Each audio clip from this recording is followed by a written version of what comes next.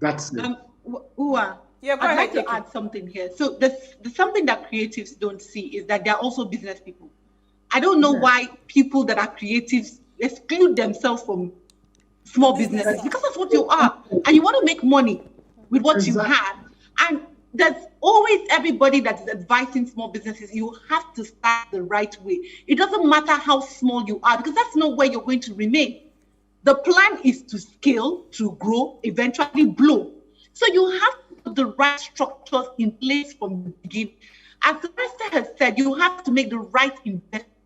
And right investment, especially for people in creative, is to invest in an entertainment lawyer, which is, there is no shortcut to it, because you should have learned from other people's mistakes. You know, when I opened, I said that you need to learn from other people's mistakes. You see this in the news every day. And the first thing you need to do is to submit to getting the right advice. It would cost, as I said, there's investment on both sides. So creators should start seeing themselves as business people. That's my own take. You are a Fantastic. business.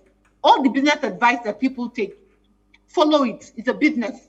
It's just that And the structure is different, but you're a business. Trust me, the next time I present a paper, I'm going to take that your line. Creatives to start seeing them as business. You're welcome. You're welcome. I've not copyrighted it. No, it's not about carbon. At least you will give her end credits. Exactly. So, and I will not make a movie out of it. You know, but Barrister, on the final note, help our ministry for people that are upcoming and young. Do you have any package for them? At least let them come to you, because I know you do a thorough job when it comes to your work, right? But a lot of people are afraid when they just see your name alone, they will just run. You know, but do you have something that you have for young people? I have several young people that I'm, providing service for. It's not because it's my interest. The young shall grow. Yeah. So if you're not with them when they are young, when they are old, they will not remember you. So we have within my firm, we have a unit that deals with that is set up primarily for that. It's called ULaw. So ULaw deals with that. We meet you where you are and provide service to meet your current position. So yeah, it's not, there's the rule of exclusion does not apply to them. You have to be able to meet you at the point of your need. That's it. Absolutely. Thank you so much, Barrister Mena, for a lovely time with you. We have been schooled. This is Law 101. I'm telling you. Or the entire law 4 years in one day. We'll still bring him back. Yes. Thank you so much, Barrister Mena. Thank you so much. All right. So, AK, on the final notes. My final note, I would say, you don't always need to get your hands burnt. Learn from other people's mistakes. Learn from other people's experience and start the right way. Starting the foundation is very important, so that we can avoid stories that touch and now see whether it's emotional or the law is not emotional. Shall have a backing, and Barrister Mena is there for you. He has even said he has people on his team to help. I tell you. How about you, Isi? Seek an entertainment lawyer. That's all I know. Well, Don't try to do it all by yourself. Yeah, I would say that the truth is, when there's so many water has gone under the bridge, right? Absolutely. Like this case that is currently brewing right now I think they should just get to a point where everybody will say, you know what, let's resolve this. Meet at a common ground. You know, everybody should be seen to be fair. I know the law is not emotional, but I mean, this particular story is quite, so let them find a middle ground. Let them find a middle ground. So thank you so much again to our Barrister Mena. Thank you, AK. Thank you, Isi. We had a fantastic conversation. Thank you, everyone that sent in their messages. Sorry we couldn't take calls today. Ways was birthed from the need to inspire, influence lives, and transform them towards action. And this year, we're starting our CSR focused on curbing unemployment in Nigeria. So if you are a company and you have internship slots that you would like to give us, please partner with us on this. And if you're a job seeker, keep watching Ways and follow us on all our social media handles. Now, this is going to be an all-year-round engagement, so keep telling your friends, to tell their friends, to keep all their eyes on Ways. Now, in case you missed today's quote, here it is again. It's nice to think my ideas can still entertain and challenge people after I am gone, but I would like the royalties, Biko. for them while I am alive. Please, please, please. We'll see you live on Monday as we bring another great conversation to your screen. Enjoy.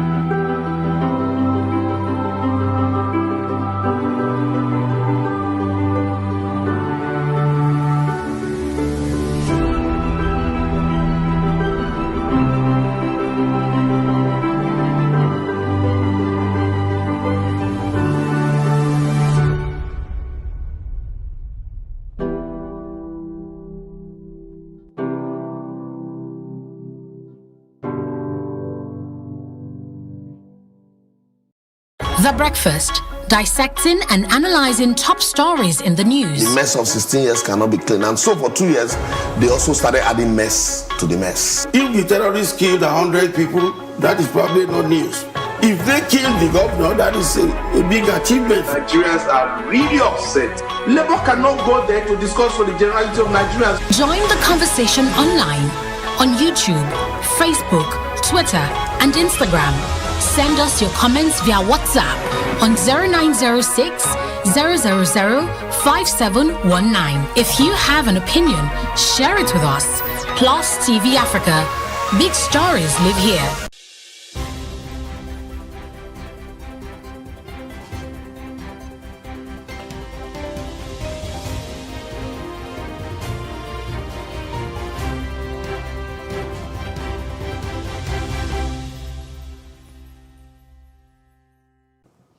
Good morning and thank you for joining us on yet another Monday morning here on Plus TV Africa. We bring you the breakfast for the next 2 hours. We hope you had a great weekend. My name is Osaogi Ogbon and it's good morning from me. Good morning, Osarige. The name is Aneta Felix. Thank you for joining us and good morning to you. It's the start of a fresh week, so we're bringing fresh energy and fresh stories, issues that concern you, from education to politics to just everything that, Absolutely. involves the typical Nigerian. Absolutely. And we're kicking off today, like always, with Off the Press. Off the Press, yes. Yes. Let's start with talking about your weekend. How interesting was it? My weekend, I spent it basically shopping for birthdays, trying Whose birthday was it? I like to plan in advance. So this birthday is going to be like next month. So basically prepping, window shopping and all of that. But it was fun. It was fun visiting malls and all of that, comparing prices, making sure I get the best deals, Okay, And, interesting. How about you? How did you spend your weekend? It was pretty basic, but there was some games night that I attended on Saturday. That was a little fun. It was pretty interesting. Loved every bit of it. Lasted till like midnight, and some other details that will not be shared on TV. But it was pretty interesting. We can imagine anyway. So yes, we're kicking off with Off the Presses. Kicks off in a bit. It's where we get to share major stories across the headlines in the newspapers in Nigeria. And how about this major story? It's Exactly. the birthday. It's going to be on The Guardian. It's going to be on The Guardian. It's going to be on Punch newspaper. It's going to be on Daily Sun. And it's going to be on Plus TV. And you're hearing it here first. It's the birthday of our managing director, Mr. Leko Ogunbao, a great mentor to us all. You've definitely seen him read the news on Wednesdays. Such an amazing, fantastic presenter. He won the award for Best Newscaster, Nigerian Media Merit Award, NMMA, a couple of years back, maybe before I was even born. And that's to let you know just how much, he's basically amazing, and we all adore him. I want to say happy birthday to you, sir, wherever you're watching this from. Absolutely. Happy birthday to, he's also called Lakeside. I saw that last night. Happy birthday to him, a man of timber and caliber. Good morning to you. All right, so we're going to kick off with Off the Press in a bit. We also will be sharing with you what happened today in history, and also what happens with ARIC and Aero contractors. There's something called the Nigerian Eagle that has come up in our conversation this morning. We'll talk about that a lot later on the show.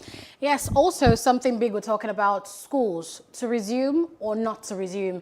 I mean, I visited the park just doing a survey the other day. That was on Saturday morning or Sunday morning. And I saw just how many students were thronging the parks trying to go to school. And I really don't know where lots of these students will stand, because I can foresee lots of these schools telling the kids, telling the students to go back home, shutting down. Yes. I can foresee that. I don't know if that's going to happen, but it's there's a likelihood of that happening. But we're going to go into the details of all of that just in a minute. There is a couple of factors that would come into play here. The second wave. I've seen a lot of young people that have passed on from COVID-19. Yes. Initially it was painted as a virus that only attacks or will be fatal to the elderly. All the generations, but we've seen a lot of young people get affected by that. But at the same time, we also need to look at the peculiarities of each state. For a state that doesn't have that many figures, maybe they can start school. For a state like Lagos State that is having mind-blowing figures, we might have a different. But we'll talk about that a little later on the show. We also will be bringing up underage voting. Still talking about kids now in Kano State local government elections over the weekend. So it's going to be a very interesting discussion this morning. I want you to sit back, relax, grab yourself a cup of coffee and maybe some akara, however you start your morning, and let's go. Good morning to you once again. Welcome to The Breakfast.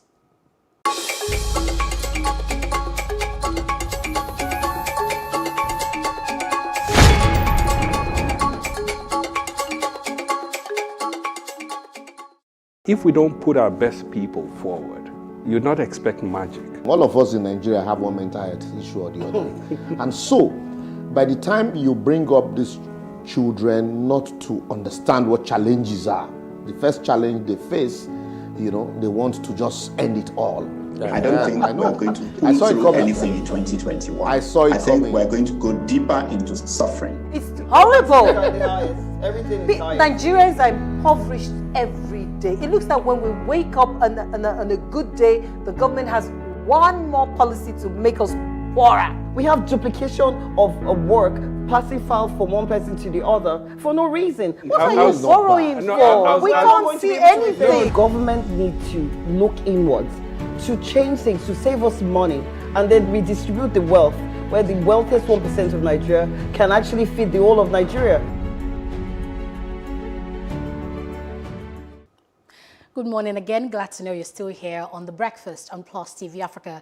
Right now it's time where we take a look at the day's papers and see the big issues that affect you and I. And Saragate, what are the stories we're starting with this morning? Okay, so we're going to kick off with the Nigerian Tribune, the major one that you can already see. It's going to be on your screen in a few seconds. It's talking about something we already mentioned, and that is schools resume amid COVID-19 spike. Federal government and states must not renege on putting in place necessary preventive measures, and that is from ASU. Teachers ready for resumption. Private schools have measures in place, and that is from the NUT and NAPST. We also have the writers to that story. Confusion over HOS circular on a stay-at-home order for civil servants in Lagos. Also on the Nigerian Tribune, top of the screen there, you can't hide under subsidy to punish Nigerians. That is from Labour. Confusion in the National Assembly over subsidy regime. Also, 66 years after free education, scholars, experts prefer way forward. Ekiti sets aside 1.4 billion naira for Amotekun. INEC lists 5 challenges ahead of 2023 elections. And also, federal government has refused to renew passport of NSAS protesters, Femi Falana alleges. Foreign diplomats must obtain NIN, says the federal government. And also, in a battle for military kills scores of Boko Haram terrorists, destroys 6 gun trucks, and bandits kill 10 in Zamfara, abduct 17 in Niger, kill 80-year-old and 4 others in Kaduna State. Soldiers accompanying Fulani headsmen to our community, Ogun, Obas allege in petition to the army.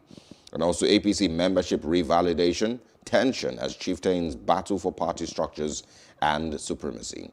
Those are the ones who we're taking on the Tribune this morning. And just before our guest joins us, we're just going to have quick conversations about these ones. I think we probably would start with the federal government refusing to renew passports. And I think some bank accounts are still frozen of the NSAS protesters.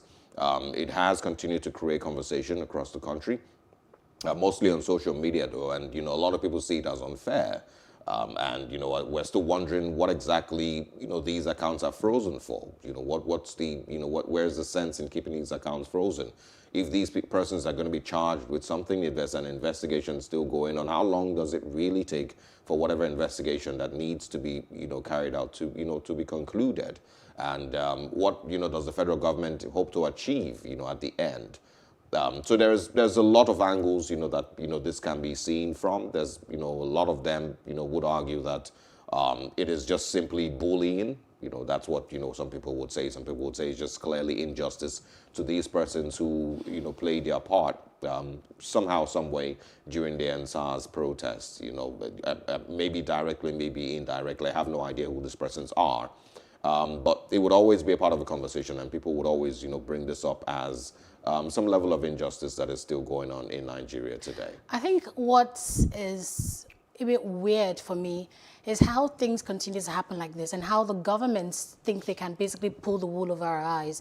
For this instance, when the news broke that they were freezing accounts of NSAS protesters, and government officials began to speak, and I couldn't believe their response to this, saying that it was not linked to the NSAS protests, that these guys had been linked, so to speak, with internet fraud, with money laundering, and so many other accusations that you and I, and you, in fact, watching, will find unbelievable, saying that's exactly why the accounts were frozen, that the submission or the request to freeze their accounts were, made before the NSAS protest. I don't see how that matches up. But anyway, that's what the government is saying. We'll go on a short break. When we come back, we'll be joined by our guest so he can, obviously share his thoughts on these stories. Stay with us.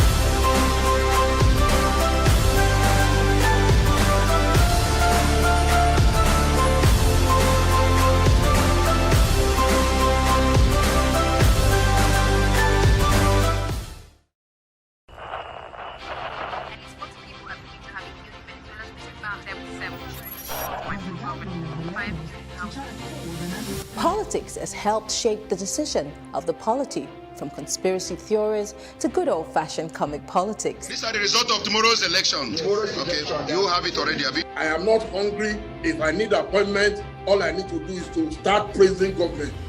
Plus, politics will fill the pulse of the country, from friends to frenemies, even strange bedfellows, to clones and stooges.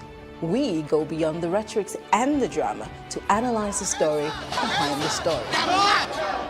Let everybody come and say. The moment we stop having charlatans occupy political offices, we will curtail hate speech. Plus Politics, not just another political show. It's about putting you, the citizens, in the know.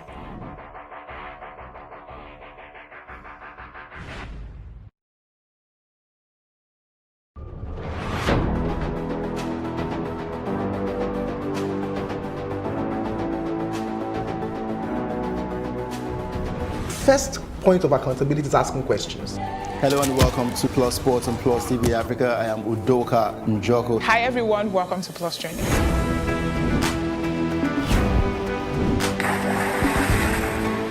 You cannot continue to recycle poverty while you're spending a lot of money on unproductive ventures.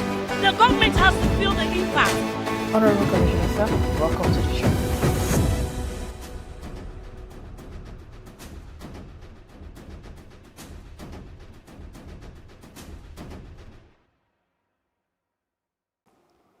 Welcome back once again. Still is The Breakfast here on Plus TV Africa, and we're currently going through the stories making headlines across the country this morning. We have joined us Mr. Libros Oshoma to share his thoughts on these major stories. Good morning. Thanks for joining us, sir. Yeah, Good morning. Yeah, good morning. All right. So we already had started talking about the story from Femi Falana, who, is saying that the federal government has refused to renew the passport of NSAS protesters. Accounts of some of them are still frozen. There's also a story on schools resuming amid the COVID-19 spike. Labour is saying you can't hide under subsidy to punish Nigerians. We also have here on the Nigerian Tribune, it's crisis, of course, with regards to security. It says bandits kill 10 in Zamfara, abduct 17 in Niger State, kill an 80-year-old woman, and 4 others in Kaduna State. So let's quickly just rush through this one so we can move to another newspaper. Yeah, quickly, please permit me to start from the same place you started from. The federal government is making a very big mistake. They've, if we do not handle this NSAS, the aftermath of the NSAS crisis, very well, the message the government is sending to would-be protesters is that next time they should, be very careful, cross their T's and dot their I's. And so they would want to avoid situations when they will have bank accounts here, because if the government has till date been unable to track Boko Haram even more than 12 years after, it means that, when the issue started, government took similar steps, and then they missed the opportunity to ensure that they nipped it in the bud. That's what they are doing again now with the NSAS. And once you allow this get out of hand, quite unfortunate, when it happens again, a lot, of Nigerians might not survive it.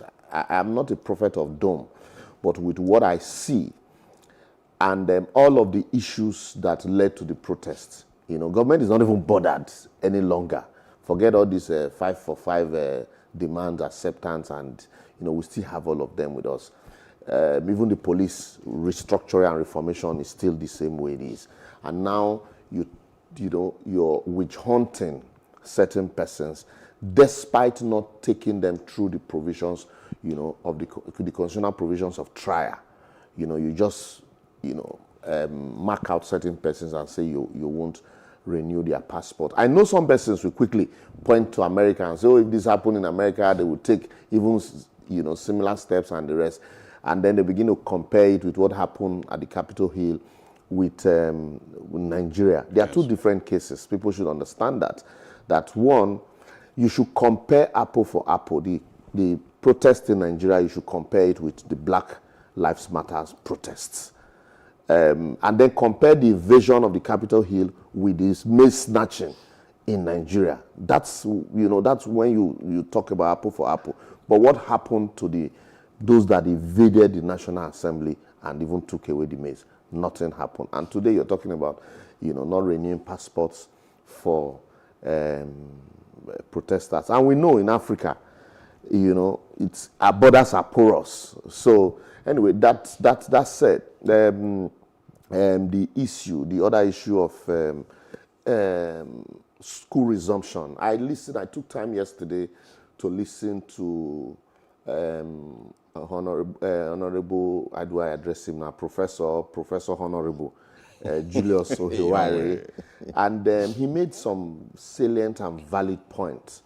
But with the point he made, that means this year, I don't think any child would go to school, because everything he listed that are not there, it will take time for any government to put those things in place. If we truly want to comply with the protocols, even as listed by the NCDC, yes, it will take 1 year, knowing our government, for local government, states, and federal government to put those structures in place. But agreed, I want this, not even, if not all, but let government attempt to even put some of the basics in place. It is easy for you to find them in private schools that can easily be sanctioned.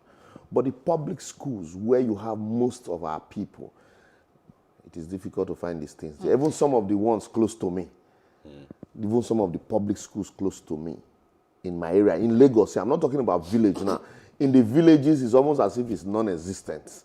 COVID is non-existent because they don't discuss it, they don't talk about it. It is when you come from Lagos, they say, oh, you have brought COVID. Indeed. Let's now turn our focus to the Punch newspaper. The big story here says, Nigeria may waste 100,000 COVID-19 vaccine doses, and that's according to experts. Don't disregard expert advice. NMA tells FG as schools resume. Buhari, Abiodun, others paid tributes as ex-minister Martin Tukuyi buried. Senate kicks as Petroleum Ministry spends 98.4 trillion naira, 98.4 million naira, beg your pardon, on flyers. Army conniving with herdsmen on attacks, and that's according to a monarch in Ogun State. This one says PENCOM reviews payments as 65,419 deceased relatives claim 215.27 billion naira. NIN, FG insists on Wednesday deadline, diplomats registration. Bandits kill octogenarian, 14 others in Zamfara, Kaduna attacks. Envoys list, Buhari posts ex-ministers to UK, Spain, Imeniki to US. Let's talk quickly about this COVID story. Now, the experts are saying because the vaccines that we're expecting, 100,000 doses of vaccine we're expecting, require to be stored in low temperature, and we understand the power situation in Nigeria, transportation, storage, that these are the issues that may affect the vaccines, and if we have them in the country, they may just go to waste. What are your thoughts on this? Excuse me. The problem is not whether they may go to waste. The problem is that we might end up giving expired vaccines to our citizens. It still boils down to the issue of, they all have a common trend. Resumption of schools, COVID, protocol compliance, and all of that. The vaccines. Here, there have been so many doubts casted in the mind of people, not just in Nigeria, but you find out that in other places. I speak to you now today. From today, the British government is opening more centers to vaccinate people, including cathedrals are being donated. And so they are sensitizing people. It's on the news daily. What is our National Orientation Agency doing? What is the Minister of Information doing? Nothing. They are waiting for private radio and TV stations to just, do their job for them. So there is no adequate attempt to sensitize people or the importance of the vaccine. There have been, also conspiracy theorists on the vaccines, including, educated people saying, look, we are not too sure of these vaccines, and then you now have a country that is not prepared for the commonest compliance, that is storage. We do not have, government has not shown us to say, oh, this is the steps, these are the measures we have taken in various states, so that when we send these vaccines to these states, this is the temperature under which we will store them. These are the places where they will be stored, in areas where they will be vaccinated. So it shows that we're not ready. We are truly not ready. And that's the same thing I was talking about, school resumptions. When you reel out protocols, and then you now say in your what do you call it, circulars, you say, after wide consultations with all stakeholders and data collected. That's, for me, it's, a broad statement, not tied to specifics. And so when you now want to talk, you say, oh, the federal government said data collected. Where did they collect the data from? Answer unknown. So did they come to collect data in those public schools in your area or in my area? The answer is no. Even in the big cities where they are collecting data, they just collect data in a few places. And, so that's why some people are even asking, even the testing that we are doing, how many of these places are we actually testing?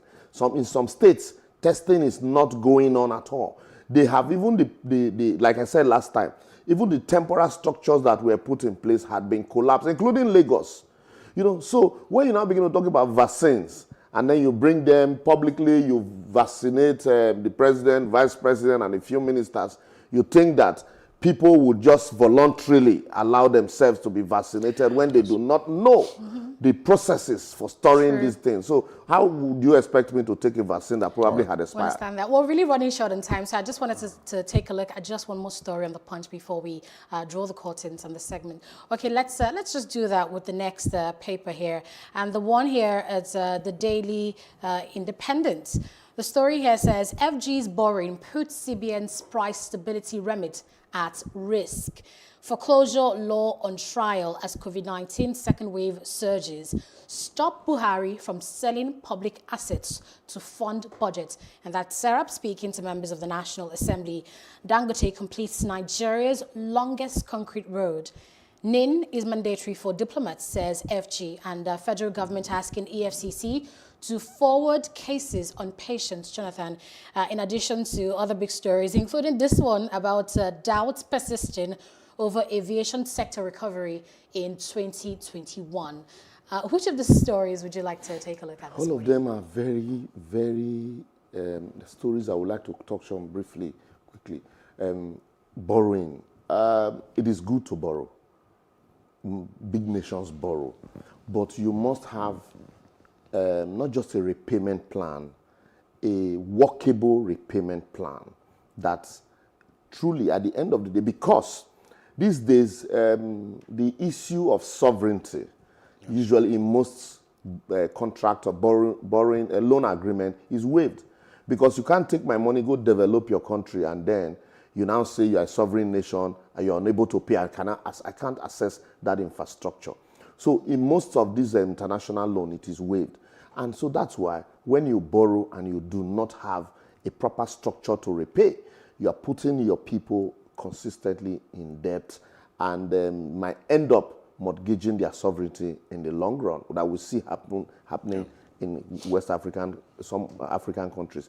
And then the issue of price stability. You can't stabilize your currency when you produce nothing.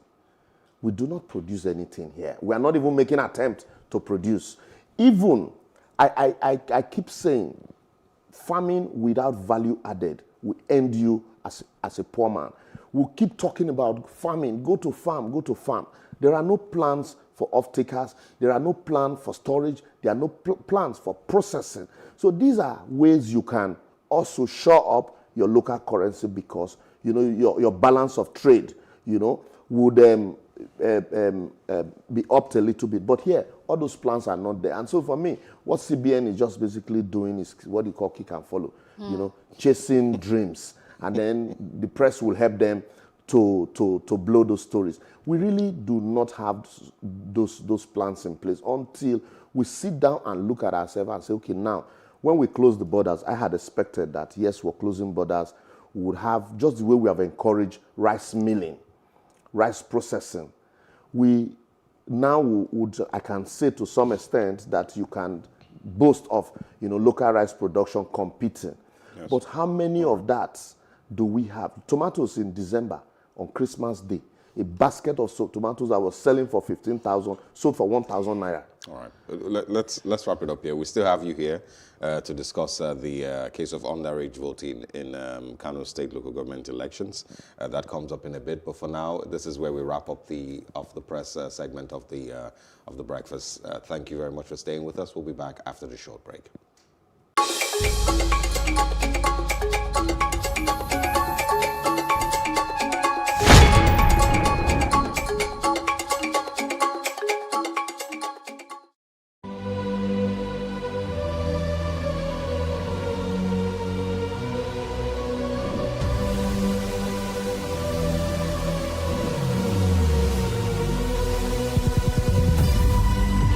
What we do not understand, we will stigmatize.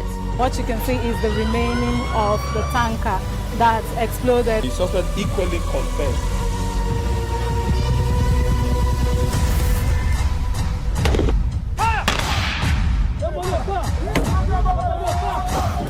A 500 naira they collect them. If you don't talk, then go beat you. Now 2,500 they pay.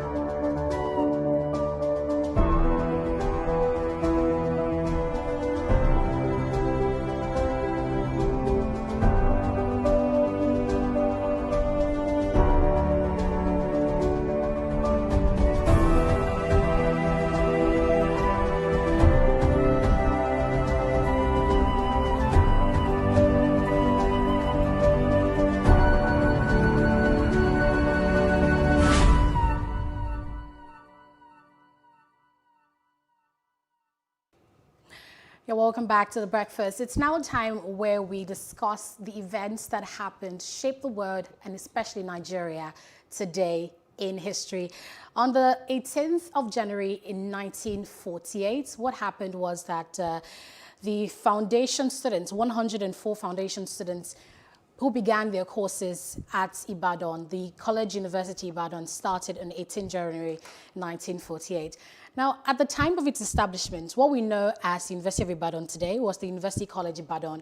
Students were awarded degrees of the University of London. They had an affiliation with that university, but it made it the first degree awarding institution in Nigeria. As I said earlier, the origins of that school are in the University of London, established 1948. And the University of London at that time, supervised its academic degrees and awarded programs until 1967. Staff and students from the Yaba Higher College were transferred to the University College Ibadan. That's to form that university. But it became University of Ibadan, the school, the institution we all know it to be today, in the year 1963. The oldest degree awarding institution in Nigeria. And University of Ibadan, which we all know as UI, yes, is made up of 92 academic departments organized into 17 faculties. And we know notable University of Ibadan alumni to include Wole Soyinka, Chinua Achebe, and the environmental and political activist Ken Saro-Wiwa. Now, let's just quickly address the myth surrounding the University of Ibadan and University of Nigeria, Nsukka. You hear students debating which is the first university in Nigeria. The facts are, like I said earlier, is that the University of Ibadan at first was a college. a college university attached or affiliated to the University of London. But the University of Nigeria, Nsukka UNN, was established by the federal government in 1955. It's the first indigenous university in Nigeria, located in Nsukka, Enugu State. It was modeled, on the American educational system and all of that. But the fact remains that UNN is the first indigenous, Nigerian university. But the University of Ibadan, even though it was established many years before, was in University College, Ibadan. I'm sure a lot of people still wish that there was still the affiliation with the University of London if you go to UI, but right. Not anymore, unfortunately. And also, there's, of course, the sad part for me when we talk about Nigerian universities in the 60s, and that is, the effect that the war had on these universities, the University of Nigeria, Nsukka, and UI, and the rest of them that basically had to be shut down and almost didn't exist in those 3 years. And then, of course, after the war, there was now a bridging of certain, colleges to make, one or two, I think University of Calabar, I can't remember. But there's that, perspective that I'm never really excited about when I read back in those, about those years. Yeah, such dark times. Indeed. Anyway, moving up, a couple of years after, we're moving from Nigeria now to New South Wales, and that is in Australia. We're going to be talking about what happened in 1977. It is termed the worst rail disaster in Australian history. It led to the death of 83 people and about 213 were injured. Also affected about 1,300 persons. It's once again the worst rail disaster in Australian history. It was a crowded commuter train that derailed, running into the support of an old bridge very close to the Granville rail station. The bridge, of course, then collapsed on top the train and everything that was beneath it, leading to the death of 83 people. Eventually, one more person was added to that list in 2017, and that was an unborn baby. The train was heading from Sydney to Mount Victoria and derailed just as it approached the Granville rail station. Some of the carriages separated and, of course, collided with the supports at the base of the bridge. Which, of course, led to the collapse of the bridge, along with the cars that were on top of the bridge at that time. It was 570 tons of bridge, metal and concrete and every other, item that was made to construct the bridge, but 570 tons of all of that collapsed on top, some of the carriages of the train and led to the death of those 83 people. And maybe that's the sad part of the story. It's not the fact that the train derailed.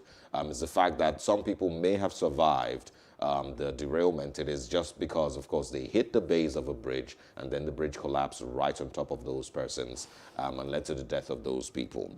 The train driver and the assistant crewman survived. The people who were on top of the bridge in their cars, a lot of them also survived. The motorists on top of the cars also survived. Of course, investigations that were carried out, in that period also showed that it was poor fastening of the rail tracks that led to the collapse of the bridge. So yes, 1977, 83 people lost their lives today in Australia, New South Wales, Wales and Australia. And many years later, it's sad to see the statistics about how trains kill about one person every 100 minutes. Yes. But yes, that's where we draw the curtains here on Today in History. We'll now take a break to bring back Liborosa Sharma, who's in the studio to discuss the Kano elections over the weekend and the issue of underage voting. Do stay with us on The Breakfast.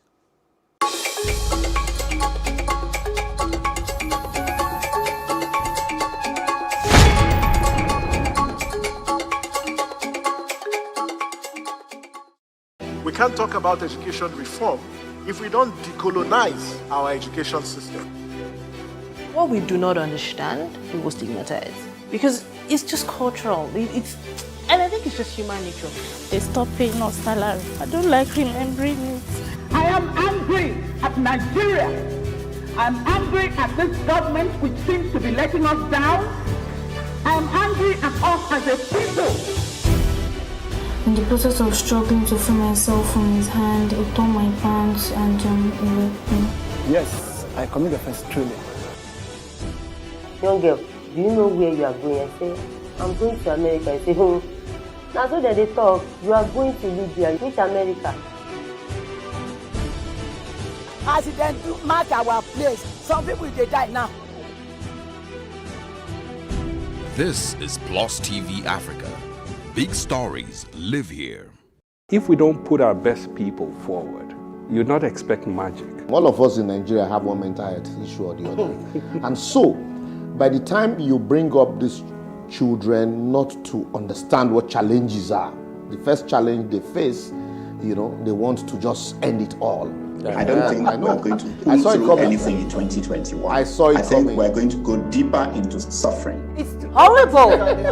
Nigerians are impoverished every day. It looks like when we wake up on a good day, the government has one more policy to make us poorer. We have duplication of work, passing files from one person to the other for no reason. What are you borrowing for? We can't see anything. The government needs to look inwards, to change things, to save us money, and then redistribute the wealth, where the wealthiest 1% of Nigeria can actually feed the whole of Nigeria. Welcome back to The Breakfast. We're now moving away from, of course, what happened today in history to talking about what happened just a couple of days ago. The Kano State local government elections, of course, took place, and there were pictures and videos of certain parts of the election that many people are not very proud of. We've invited, once again, Libros Oshoma, who's still here with us, to share his thoughts on the allegations of underage voting in Kano State. It's not the first time, I think we'll also quickly mention that's not the first time that we're seeing images like this coming from states in northern Nigeria. Of course, the controversy over whether this was an old picture or an old video also, we'll probably break that down for you during this conversation. Good morning once again, Mr. Oshoma. Good morning. Good morning. Yes. All right. So let's first of all, start with the conversations about whether these are old images. These videos are, maybe, photoshopped, they're from the past, and people are trying to run a smear campaign on the Kano State local government election. So let's start with your response to that. I bet you that would be their response. But unfortunately, these videos, you have people complying with NCDC protocols, some wearing face masks. And so if they were old videos, you won't have people wearing face masks. If they were elections in those states, then you won't have, those children, some of them even, you see them, that these are purely northern children. And then also, coupled with the fact that this is not the first time. In 2015, there were loads and loads of videos and pictures.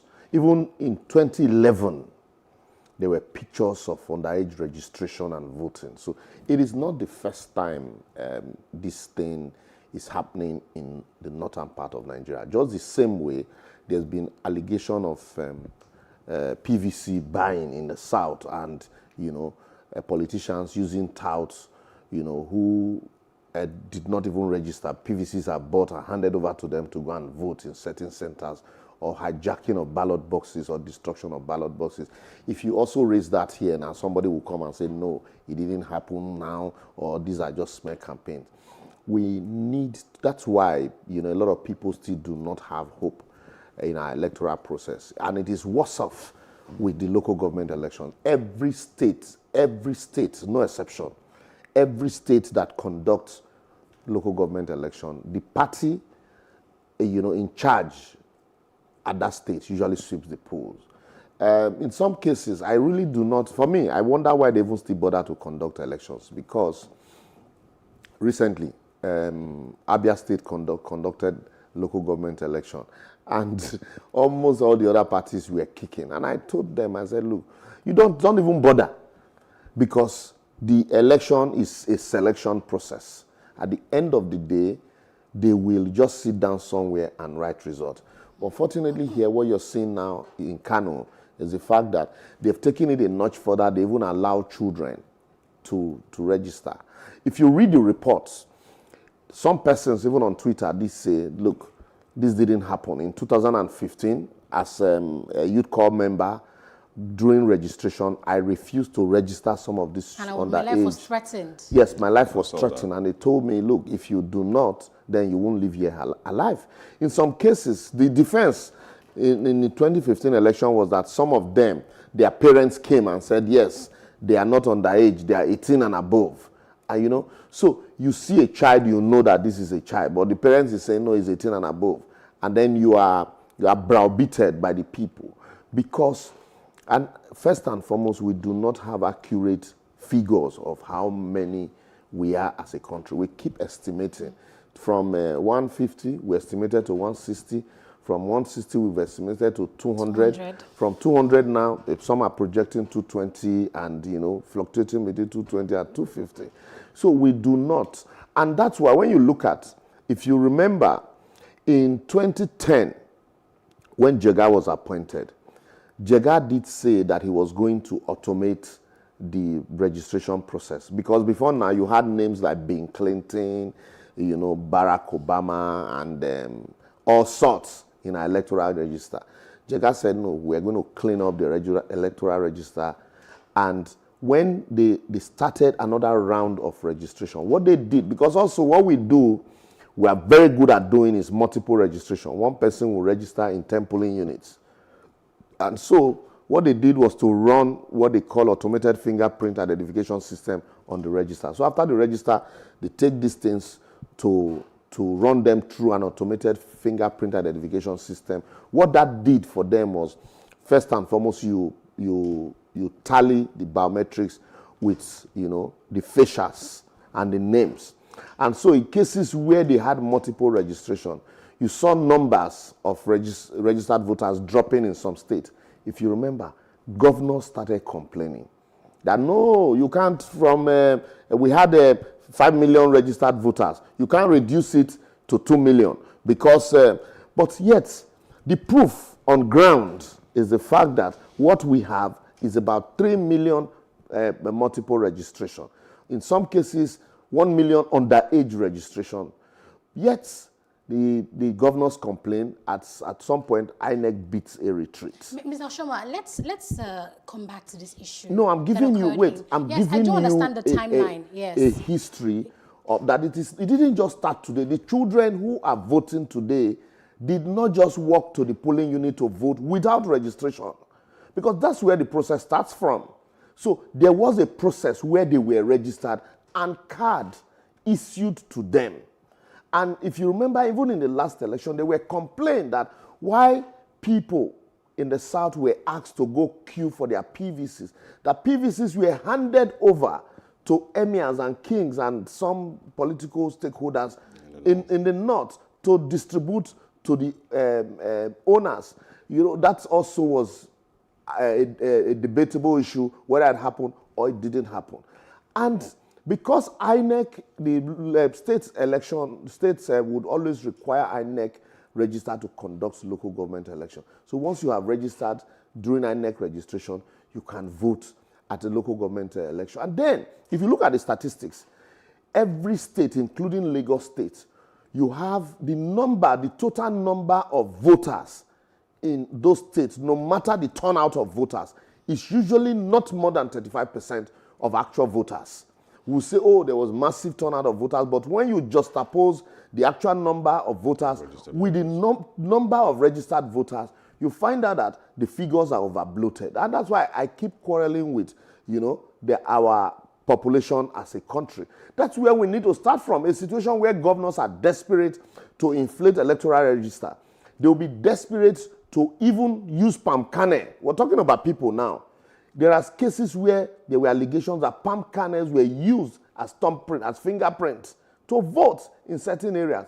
Also, you remember in the 2015 election, was it 2015 or 2011 election in Osun State, that APC had to bring in a forensic expert to analyze the ballot papers and the fingerprint therein. You know, so when you look at all the problems and where we are coming from, you just say, well, we saw this coming. The INEC knew that this was going to happen. The state electoral body knew that it was going to happen. Even stakeholders in the state knew that it was going to happen. And so it's for the rest of us in the media to begin to debate, was it or was it not? Because all of the trappings, all of the fingerprints that this would happen were already there. All right, Mr. Oshoma, this video we've seen, if we can all agree that they wore face masks and it was a recent video, what happened in Kano State, if we can all agree on that fact, and we can all agree as well that underage voting is against the laws of Nigeria's constitution, who then will be prosecuted for this? Nobody. Nobody would be, but a lot of people should have been prosecuted. You start with, INEC that allowed underage voters. But the ad hoc staffs would say that they were compelled to. And when you were compelled to, and then you get back to the office, what did you do? You allowed the names there.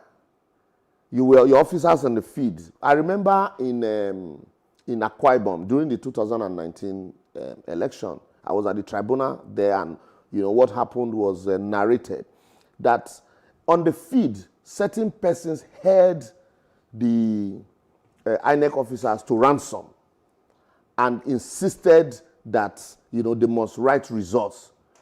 But when they got to the office, the electoral umpire, the REC in that state, Mike Igini, insisted that they should write report of what happened. They wrote report and cancelled those results that they were compelled to write. As I speak to you now, a professor from a Nigerian university is standing trial for the complications in Akwa Ibom election.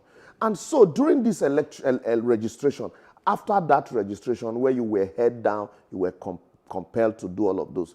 When you got back to the office, what did you do? You allowed the process to go. Secondly, it is high time our tribunals can't do anything about it, because to prove underage voting, you will need not just the ballot or the registration, because at the registration, the age will be falsified.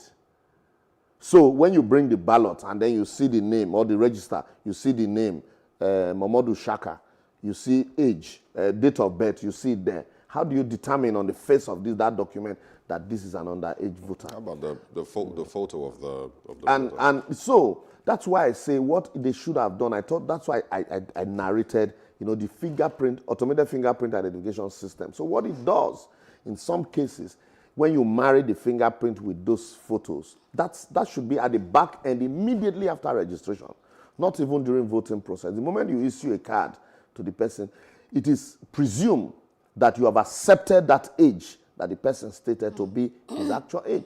So the prosecution should start from INEC, and then the stakeholders in the process. A situation where such elections are not allowed to stand.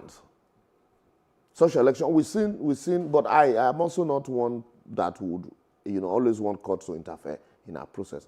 Let the electoral umpires be empowered enough, independently, to say, look, these elections did not meet the test required of, such election. And so for that, we've cancelled elections in this place, even if it's the numbers that are going to determine this, the winner would be less than what we expect. So be it, so that it will serve as a deterrent to people who are so desperate. And then, that's why a lot of people are talking about immunity clause, removal of immunity clause, a situation where the governor, there is no fraud, electoral fraud that can stand if the governor does not have a hand in it, especially at the local government level. So they sit down, they cook figures, they cook up figures, where they are not cooking figures like they do in the South, underage are voting like they do in the North. Oh. And at the end of the day, they will tell you, oh, this is the beauty of democracy. The people have spoken. Hold on, Mr. Ashoma. So first of all, you're talking about INEC taking responsibility. I saw a response on Twitter yesterday by INEC and their official Twitter handle, basically saying that it wasn't INEC's responsibility. It is the state, Independent Electoral Commission that should be held responsible for local government election. That was what they tweeted yesterday, or whoever is their Twitter handler. That is what the person's response was when those pictures and videos were put out. But I want you to quickly speak a little bit more on the credibility of our census figures and why that will continue to be a challenge for us with regards to elections. If we're not going to be taking these things seriously. It's either there's ballot box snatching in one part, or there is underage voting in another part. It feels like the laws are different in different parts of the country. And the laws that hold, people, to ransom and, of course, put people in check in the South and stop underage people from voting doesn't hold them in the North. And so let's talk about the census figures now. How much of a problem will this continue to cause if we don't get it right? Yeah, first and foremost, like I said, the responsibility is squarely on INEC, because the register that the state electoral body is using is obtained from INEC. The cards that they are using to vote are not cards belonging to the state electoral body. It belongs to INEC. They were issued by INEC. And so the presumption is that the moment you issue a card to a child of 1 year, you have certified that that child is of age to vote. That's one. So because the question would be, I have a card, why will you deny me from exercising my franchise? When INEC, the national electoral body, has certified me, to eligible to vote. Eligible to vote. That's on one side. Then on the issue of registration, when Festus Odumegu, the former Nigerian Breweries MD, was appointed to man National Population Commission, what cost him that job? Because he said he was going to conduct a credible census, that he was going to use satellites to conduct credible census, satellite images, because you can't say you have 200 people in this community, and then but the satellite is showing that you have 50 people here. And so immediately, elders in the north called for his head. We should stop deceiving ourselves. We should stop trying to behave as if, look, everybody in Nigeria behaves as one. We have a peculiar behavior depending on the region. In the south here, they snatch ballot boxes, they sell voters' cards. In some cases, people without registered cards are allowed to vote. In the north, it is underage. So we should not shy away from the fact that, look, don't talk about it like that, so you are causing segregation. No. What is obtainable there, we should discuss it. What is obtainable here, we should discuss it. The only way we can break away from this is not this multiple data that we are collating every day. Today you collect NIM. Tomorrow you collect BVN. Next tomorrow you talk about SIM card registration. And then another one, passports. All of them, you are collecting data and biometrics. Until we sit down and use technology really appropriately to capture the numbers we are in Nigeria with accurate age. If you're going to do a master's program in some of these countries now, the moment you issue the visa and you get there, as you are arriving, once you enter you complete your registration, the next thing you will get is a letter from the Population Commission telling you the number you are in that community. You have completed your registration in the university. So they don't need you to go and do NIM again and go and do. The moment you do all of those registration in the university, they've taken all the data they need to take. They send it to the appropriate bodies who will now do you a letter telling you you are number 252,000 in this community. You are welcome. These are your rights, these are your privileges, and these are your responsibilities. Yes.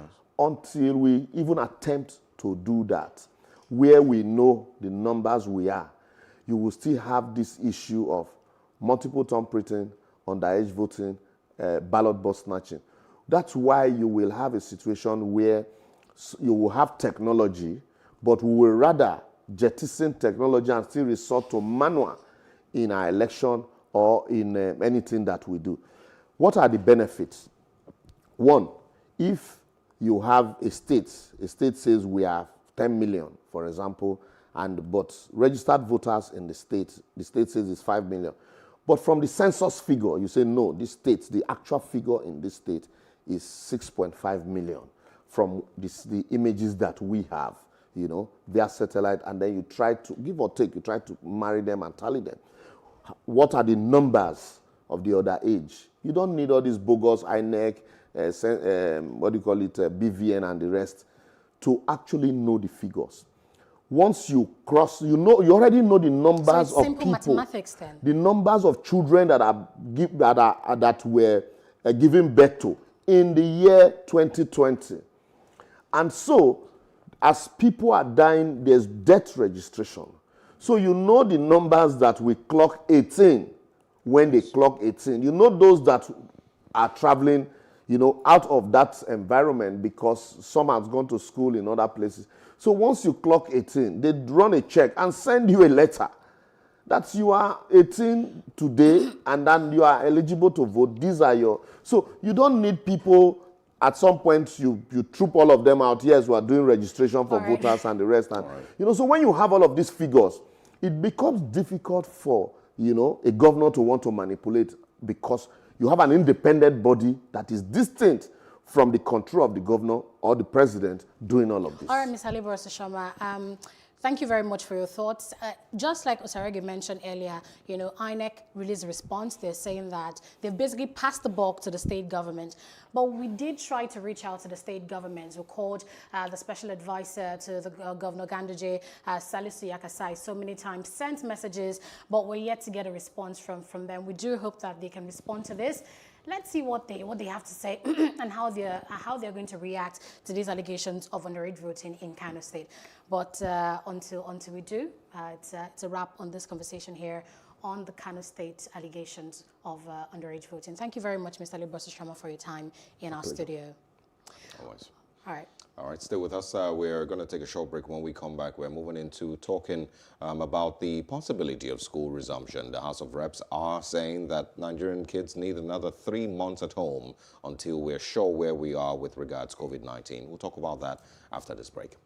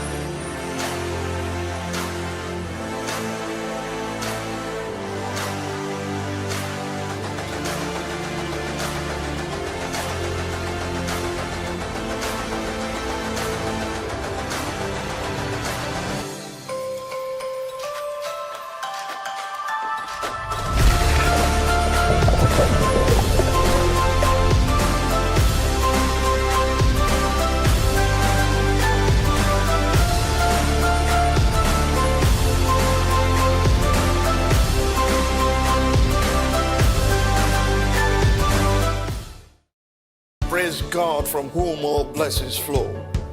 Welcome to your favorite program, The Moment of Truth, brought to you by the Citadel Global Community Church.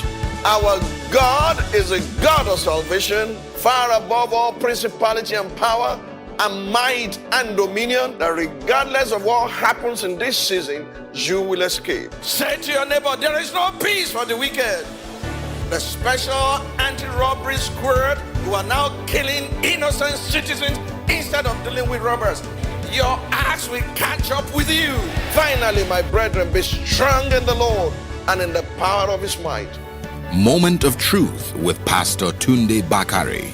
Sundays, 7 p.m. on Plus TV Africa.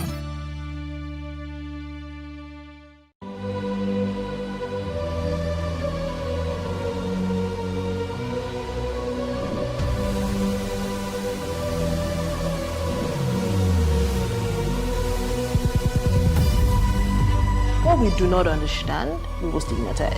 What you can see is the remaining of the tanker that exploded. The suspect equally confessed.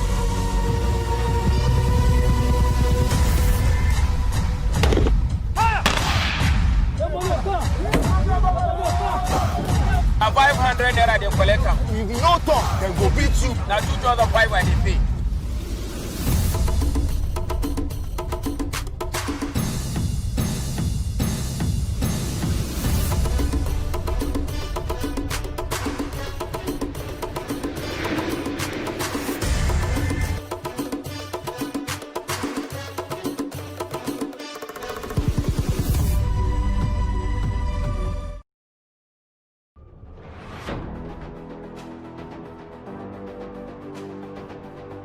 A lot of the jobs that exist today will not exist in the next 10 years. 10 years. When I see people today shouting, we're not too young to run, we are ready to run. Ready to run to where? The people of excellence are, to a certain extent, being held ransom by idiots and bandits. Once you are in government, you believe everything you do is right. And once you are in opposition, everything the government does is wrong. And so it's time for us to take over power.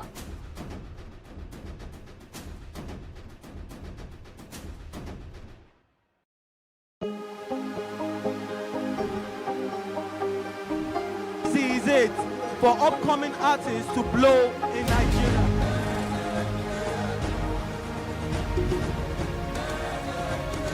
Welcome to Plus Trending. I am Booking November, your host, saying thank you for joining us on today's episode. Welcome back. It's tea time on Plus TV Africa. Practice makes perfect. I'm not perfect yet, but I'm a lot better than I used to be. He's a king. He's entitled to marry 100 if he wants to.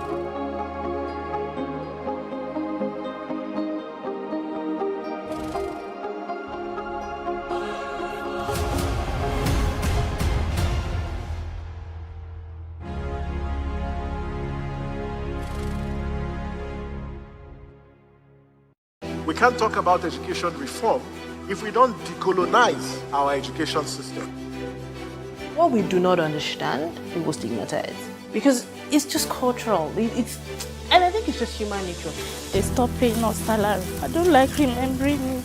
I am angry at Nigeria. I'm angry at this government which seems to be letting us down.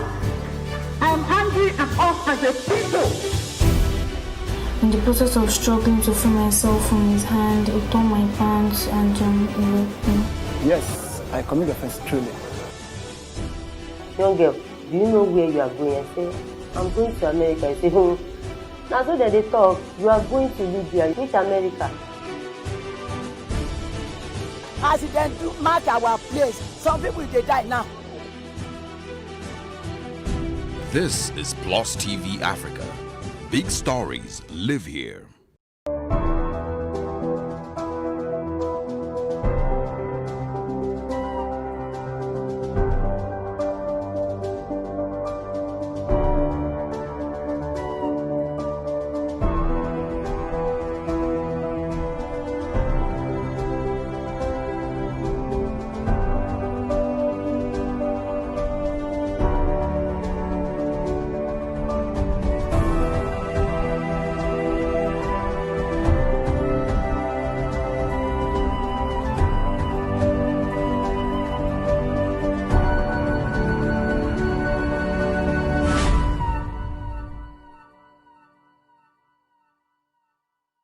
If we don't put our best people forward, you'd not expect magic. All of us in Nigeria have one mental health issue or the other.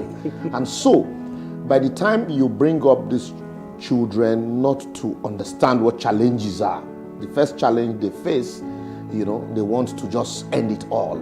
I don't think we're going to go through anything in 2021. I saw it coming. I think we're going to go deeper into suffering. It's horrible. Everything is Nigerians are impoverished every day. It looks like when we wake up on a good day, the government has one more policy to make us poorer. We have duplication of work, passing files from one person to the other for no reason. What are you borrowing for? We can't see anything. The government needs to look inwards to change things, to save us money, and then redistribute the wealth, where the wealthiest 1% of Nigeria can actually feed the whole of Nigeria.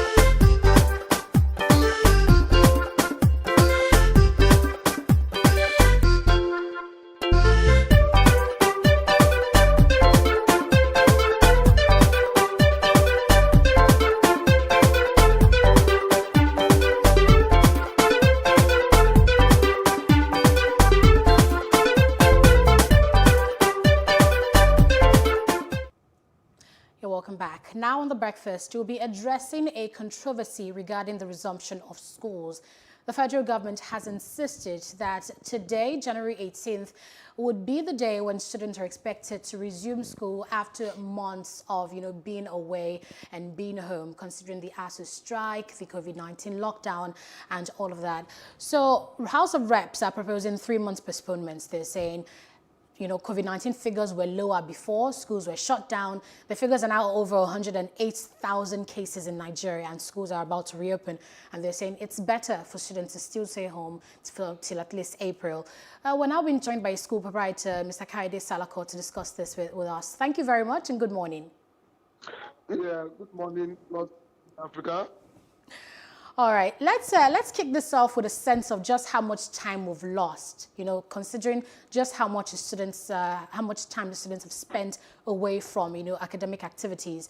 How much time have they lost with regards to academics, schoolwork, exams, and all of that? Let's have a sense of that, please. Yeah, thank you very much.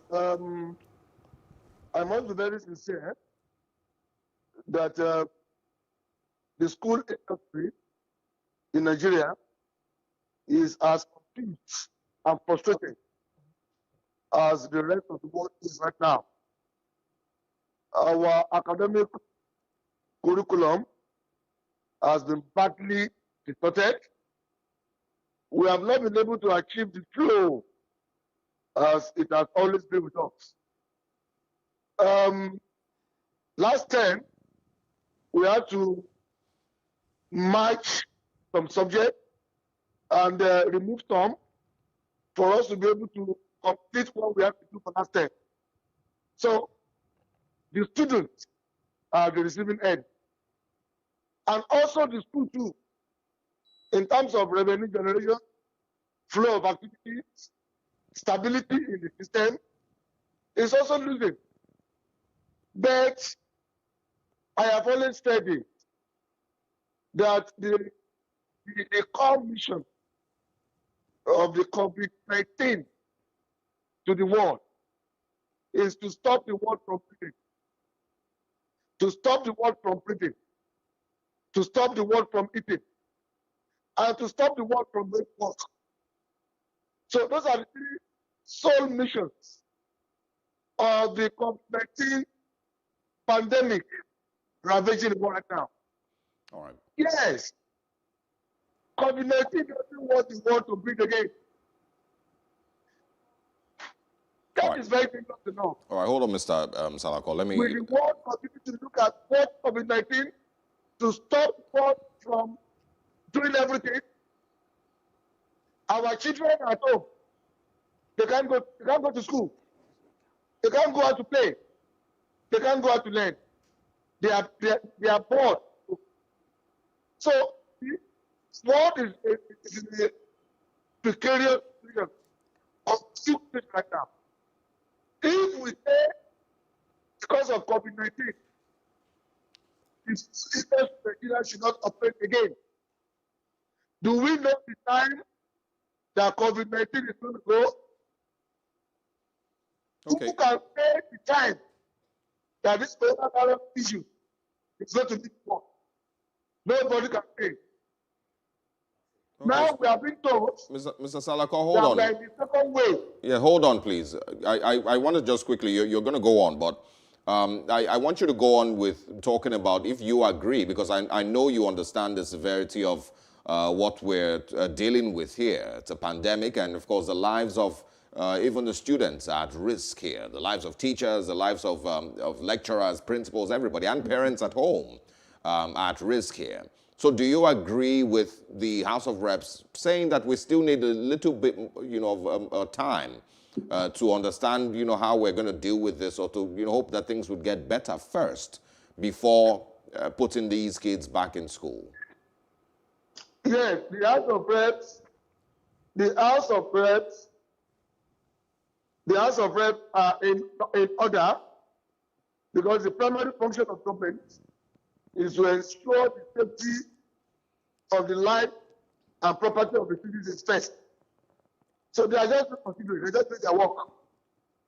They are just doing their work to show concentration about the area of safety of the Nigerian school children. I want to let you know that if it is true that coronavirus is as dangerous as we hear it and we see it, then telling the children to go back to school is still very, very dangerous. But the fact of the matter is this: can we continue to lock down the education industry in Nigeria permanently when we don't know when the coronavirus goes? That's one. Then two, the education, the private school industry, especially in Nigeria, has been sustaining hundreds of thousands of workers, private school teachers, support teaching staff, teachers, Okay, for them. So, No Mr. palliatives. Salako, what do you suggest? What do you suggest? Because there's different angles to this problem. Now you've brought in the teachers and how they would survive. And I understand all these concerns, and I'm sure that the Nigerian government, I believe, also understands these concerns. But what are your suggestions? You're a school proprietor. How do you think that we can move forward? If I must suggest,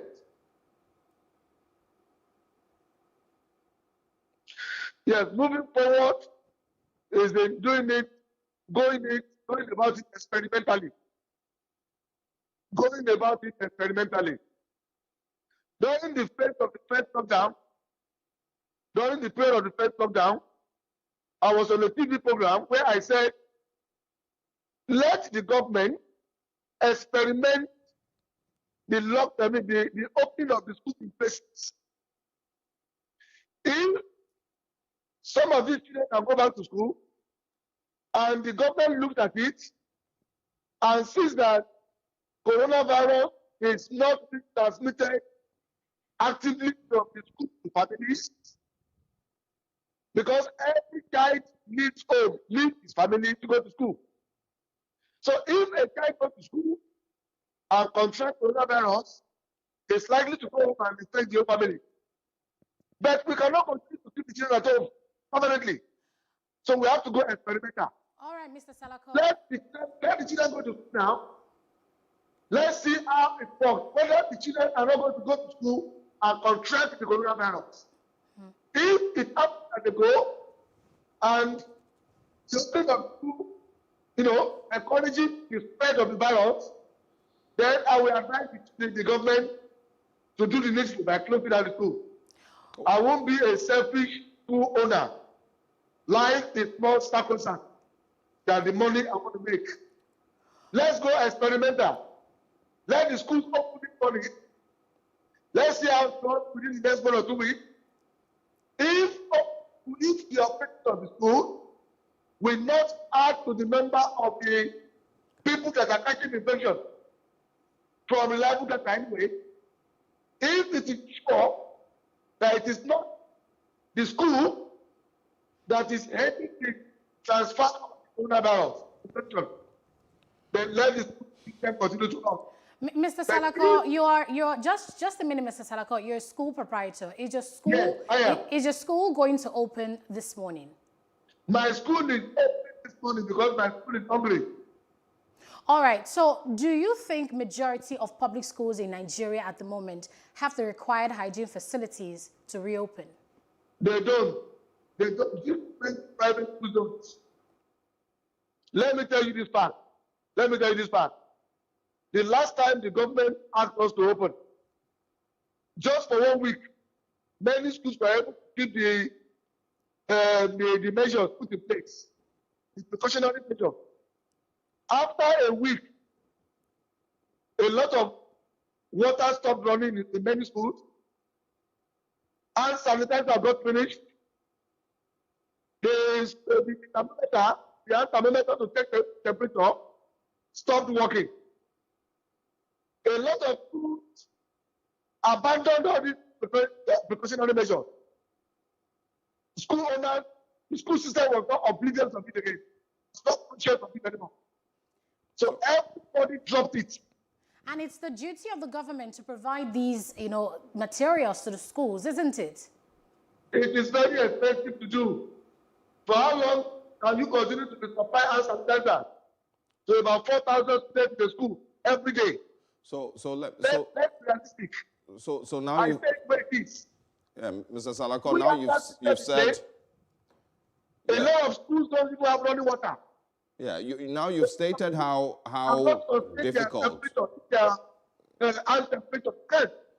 Yeah, sorry to step in here. You've stated how difficult and expensive it is to ensure that the required health of logistics are put in place in these schools, both in private and the public schools. I want to ask. The culture. Yes, no, we don't. But I want to ask, which would you say should be a better demand from school proprietors across the country, both public and private? Would you say that the government should ensure that these things are put in place to at least so we have some level of safety measures put in place in schools? Or would you say, like you've suggested, that we should experiment? Experimenting really means risking young children and school proprietors and lecturers being infected with the virus, and some of them may be fatal. Some of these infections may be fatal. So do you want to put the lives of these people at risk, in this experimental period? From my own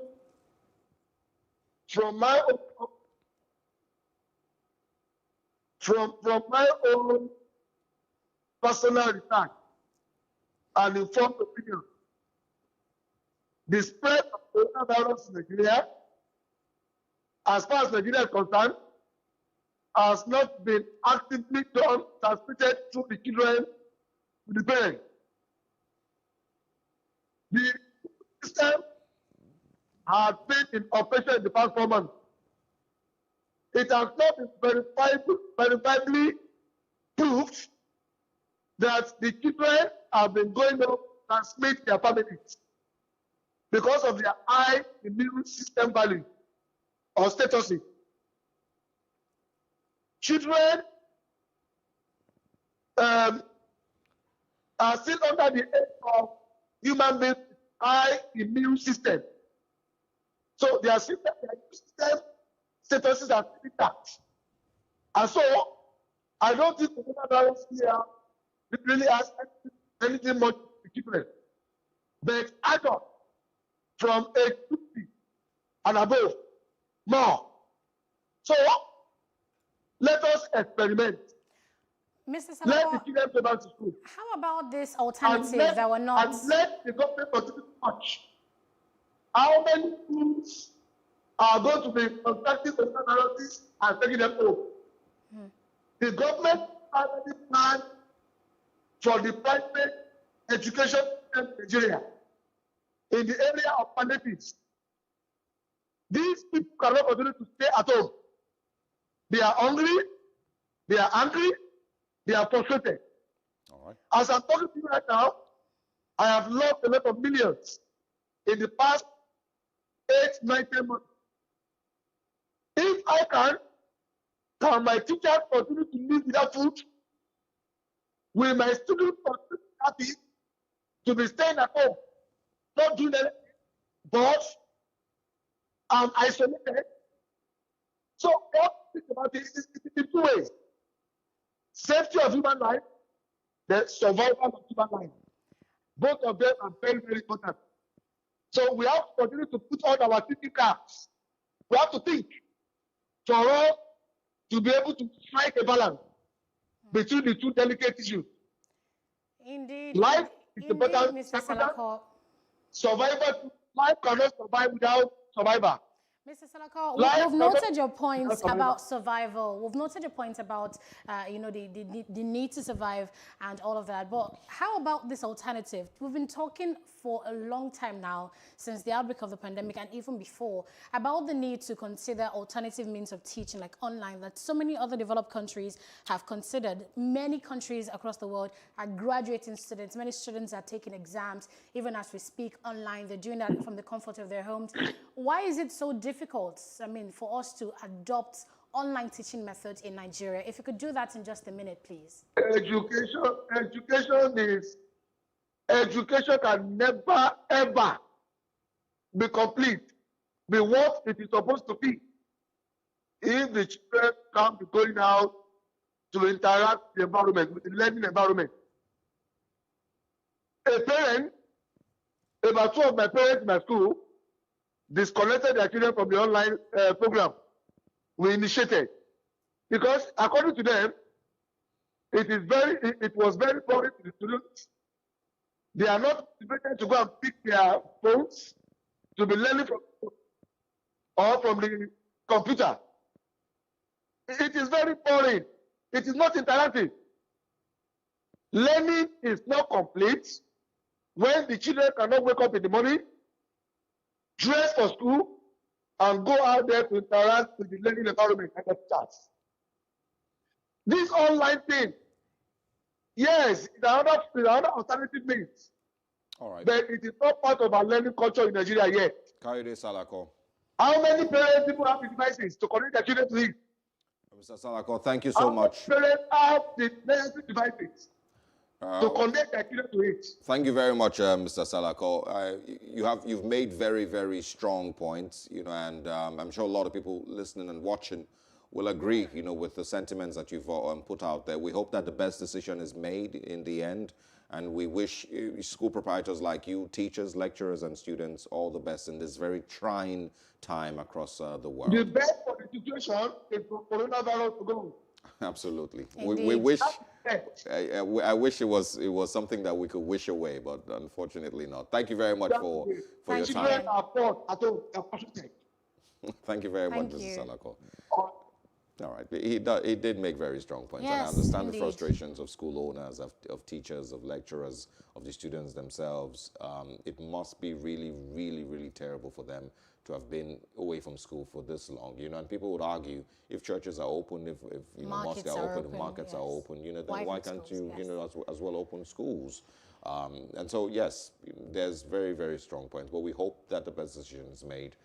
We also don't want to put the kids at risk, simply because, we're tired of losing money, in the education sector, or we're tired of losing time. But I think it's great that we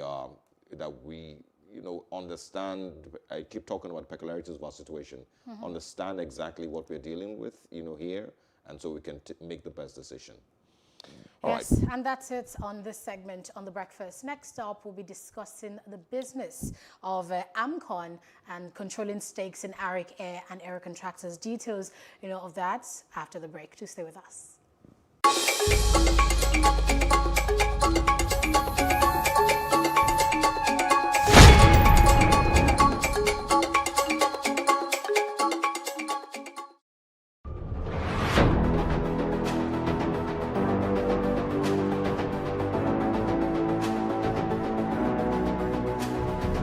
First point of accountability is asking questions. Hello and welcome to Plus Sports and Plus TV Africa. I am Udoka Njoko. Hi everyone, welcome to Plus Training.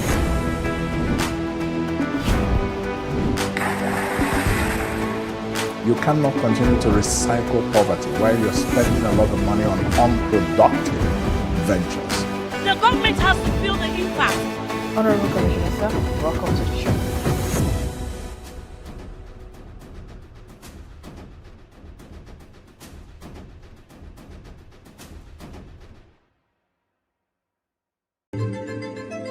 Nigeria, by extension, Africa, is faced with a lot of challenges. The growing youth population with little engagement, that is a ticking time bomb. We are a blessed people with diverse culture and highly cerebral minds who have a lot to say. And yes, we are talking.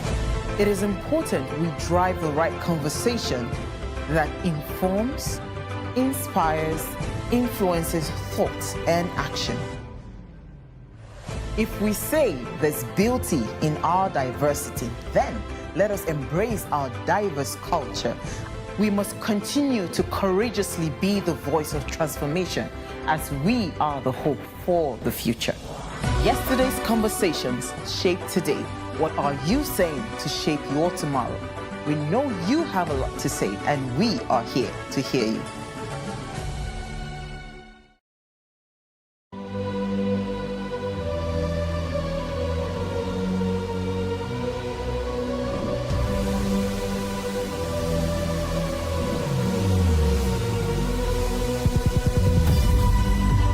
what we do not understand, we will stigmatize.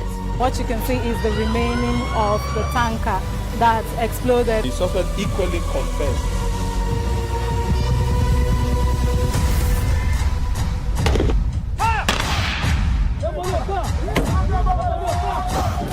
A 500 naira they collect them. If you no talk, then go beat you. Now 2,500 they pay.